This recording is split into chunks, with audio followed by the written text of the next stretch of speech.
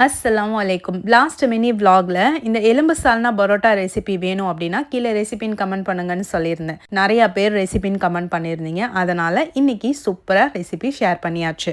எலும்பு சால்னா வந்து நம்ம பேன்லேயும் பண்ணலாம், குக்கர்லேயும் பண்ணலாம். இன்றைக்கி நான் பேனில் பண்ண போகிறேன். எண்ணெய் சேர்த்துட்டு பட்டை, கிராம்பு, ஏலக்காய், பிரியாணி இலை, கல்பாசி இதெல்லாம் சேர்த்து நல்லா வெடிச்சதுக்கப்புறம் நம்ம வெட்டி வச்ச வெங்காயம் சேர்த்துக்கணும். இதை நல்லா சாட்டே பண்ணதுக்கப்புறம் தக்காளி, புதினா, கொத்தமல்லி, வாஷ் பண்ணி வச்சுருக்க எலும்பு உள்ளே சேர்த்து இது நல்லா குக் பண்ணிக்கோங்க. அதுக்கிடையில் நான் வந்துட்டு ஒரு மிக்சி ஜாரில் தேங்காவும் முந்திரி பருப்பும் அரைச்சி பேஸ்ட்டாக எடுத்துக்க போகிறேன்.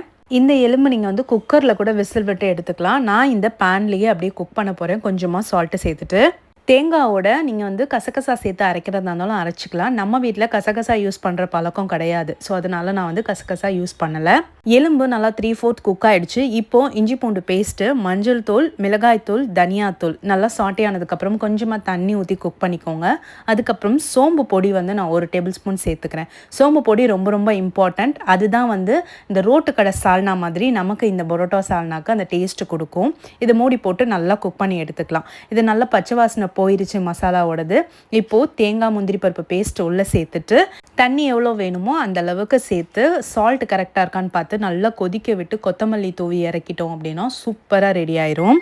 இப்போ பரோட்டா பண்ணுறதுக்கு ஒரு 2 கப் அளவு மைதா எடுத்திருக்கேன். கூடவே பட்டர், கொஞ்சமாக சால்ட்டு, சுகர் சேர்த்துக்கலாம். சுகர் வந்து 1 டேபிள் ஸ்பூன் சேர்த்துருக்கேன்.